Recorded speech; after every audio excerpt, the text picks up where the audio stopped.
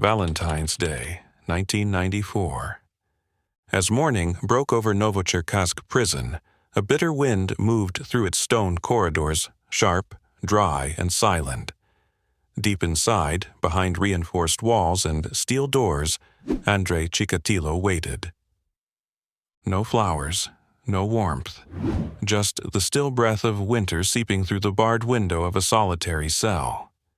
The man, once called the Butcher of Rostov, the Red Ripper, sat motionless, a figure surrounded not by memory, but by finality. Russia prepared to mark a day of love. But in this corner of the country, the air thickened with another emotion entirely. After years of trials, testimony, and terror, the clock had run out. State justice would speak before the day was done.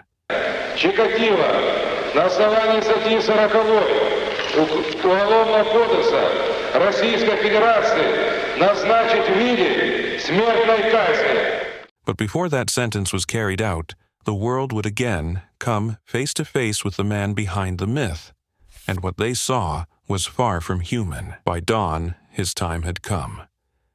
Andrei Romanovich Chikatilo, once a teacher, later a clerk, now sat alone as a condemned man.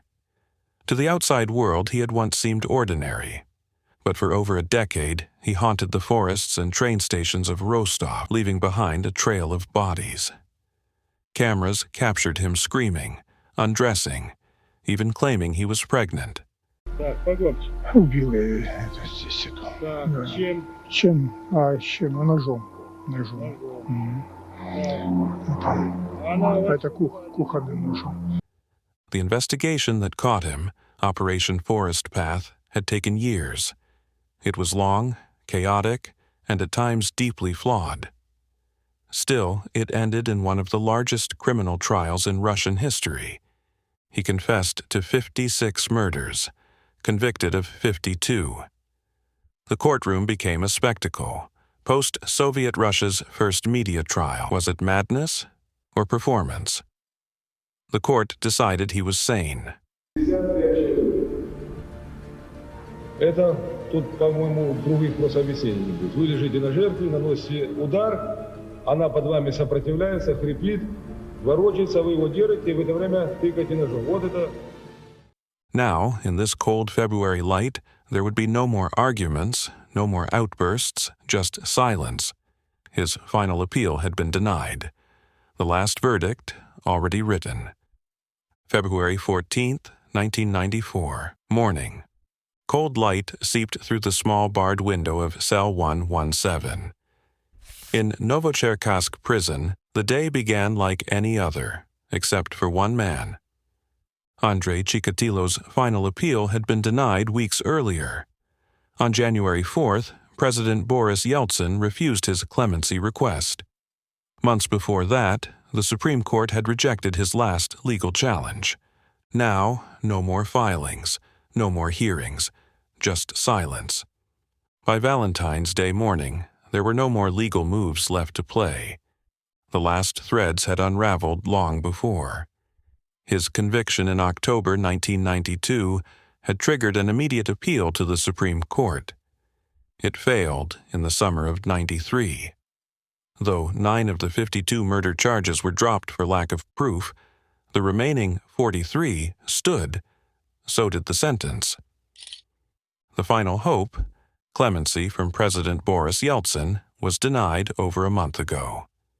Now all was set. No visitors came. By February 14th, 1994, Andrei Chikatilo was alone. His wife, Feodosia, had left him 2 years earlier, divorced in 1992. Whatever ties remained had long since frayed. There were no reports of final visits from lawyers, no mention of goodbyes exchanged through steel bars. The legal team that once fought over flawed evidence and contested confessions had vanished from the scene. Even those once close, like Dr. Alexander Bukhanovsky, the psychiatrist who had cracked his silence, did not appear.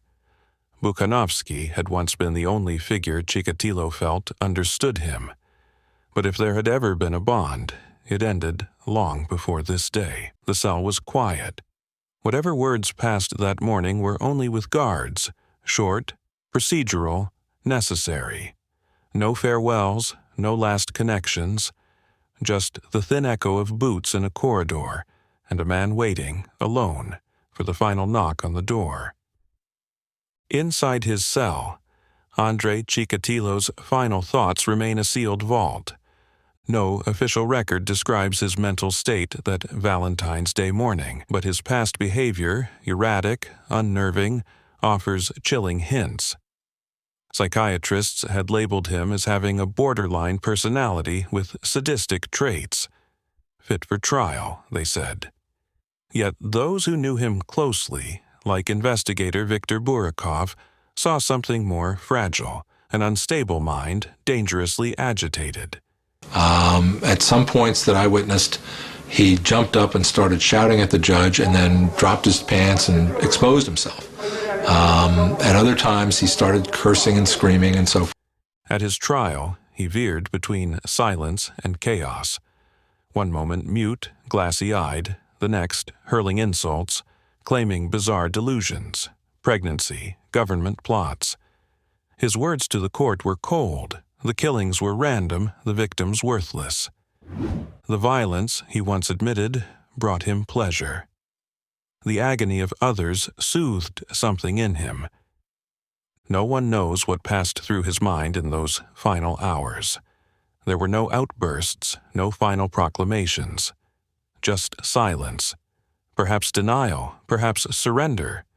Or perhaps, for the first time, stillness in a mind long ruled by chaos. As the hour neared, preparations unfolded behind thick concrete walls. No media witnessed the steps. No final words were recorded. Inside Novocherkassk prison, routine took over. There is no mention of last requests, no meal, no priest, no ritual, just procedure. His head had been shaved long before, during trial. Not symbolic, but practical, lice prevention. Yet it fed the myth of the demon killer in the eyes of a horrified public. Whatever possessions Chikatilo still owned would have been logged, stored, or discarded. The rest was mechanics. He was moved from his holding cell, likely under guard, in silence, to the hidden room designated for executions. No windows, no ceremony. Just the hum of fluorescent lights and the cold geometry of Russian justice closing in. The final walk began in silence. Just a short distance, steps measured within the cold institutional corridors of Novocherkassk prison. No windows, no words. Only the echo of boots on concrete and the quiet presence of prison staff. The final stop, a soundproofed room deep inside Novocherkassk prison. No windows, no clocks, only the cold sterility of concrete and state protocol. This was where justice, at least in form, would be delivered. No record survives of his final words. If he spoke at all, no one said. Officials stood by, representatives of the court, the prison, medical personnel, silent witnesses to a quiet, absolute end. On February 14, 1994, Andrei Chikatilo's execution was carried out with grim finality. A single gunshot, precise, unforgiving, fired behind his right ear. The sources remained silent on his last expression or any sounds in the room. Just the cold, unyielding fact of death. The life of the man who had taken so many others was over. But the haunting question lingers. How did one man spread terror for so long?